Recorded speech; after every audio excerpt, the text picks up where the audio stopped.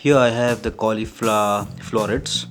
So add them in the water along with salt and let it stand for 30 minutes. This is done to get rid of any worms which may be present inside.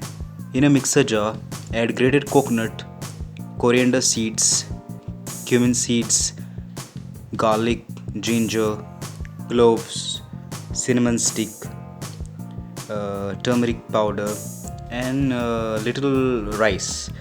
This is done just to get thick consistency, and then add water. Grind this and extract the coconut milk, and you have to do it 2 times so you get the thin and the thick extract. In a vessel, add oil and then add chopped onions and fry till the onions are light brown in color. Then add the tomatoes and cook till they are mushy.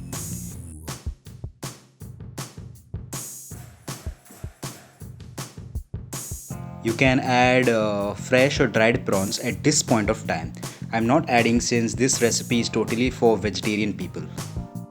Then add the cauliflower florets and just give a quick stir and add the thin extract first and cook it for around 10 minutes, and after it starts boiling add the thick extract and cook it for 15 to 20 minutes.